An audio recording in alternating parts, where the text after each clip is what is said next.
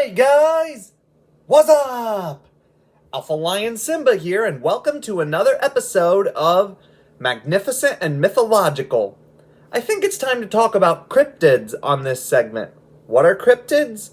Animals that are heavily debated as to whether or not they actually exist or if they're just mythical. And in this case, we're talking about the Yeti, also known as the Abominable Snowman. So, let's bundle up and find out about the Abominable Snowman. The Yeti, aka the Abominable Snowman, is a large, bipedal, ape-like creature purported to live in the Himalayas in Central Asia. They're also described as being covered with brown, gray, or white hair and depicted as having large, sharp teeth. The name Yeti derives from Yeta, which means rock thing. Although far from a universal trait, the Yeti is often depicted as a carnivore, and there have been reports by some Sherpas of the beast attacking them and their livestock, which makes the Yeti different from the almost universally placid Sasquatch. But in Buddhist mythology, Yetis are portrayed as peaceful creatures that were very shy and lived in dense snow caves on the glaciers. But regardless of the beliefs from mythology, the Yeti is nevertheless often believed to be a creature that is best left alone. But some Buddhists say that the Yeti is human enough to sometimes be able to follow Dharma.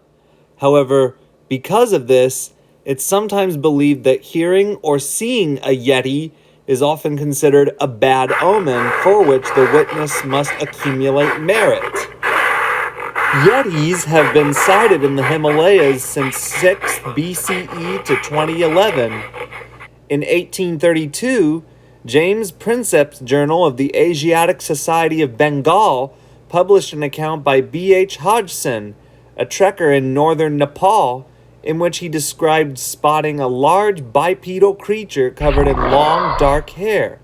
Hodgson believed that it was an orangutan. Some have also claimed to have seen Yeti footprints, although many believe that these footprints were made by a bear. Sir Edmund Hillary, who served as a pilot during World War II and served as New Zealand's ambassador to India in the 1980s, was one of the men best remembered as a man who hunted the Yeti. In the 1950s, curiosity about the identity of the Abominable Snowman drew Edmund Hillary into the search. Stories of hairy, men-like creatures were known. Footprints in the snow and mud were found to indicate some such cryptids were active in out of the way in places of Nepal, Tibet, and the surrounding region. In 1952, Hillary, along with George Lowe, found hair on a high pass while in the mountains, relating it to the Yeti. And in 1953, Yeti tracks were found by Hillary in the Baruncola range. The next year, 2 British members of Hillary's team discovered Yeti tracks in the Choyang Valley. His trusted friend Sherpa friends would tell Hillary of their first-hand sightings of the man-sized Yeti. When Hillary went to the Himalayas to look for the Yeti, he and his collaborator, journalist Desmond Doig, noted that there were several unknown primates said to be there still undiscovered in any formal way.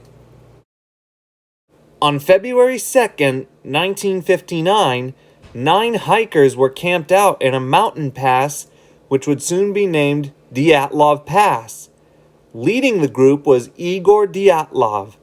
This strange happening occurred in the Ural Mountains on the east side of Kolatsyakal, Russia.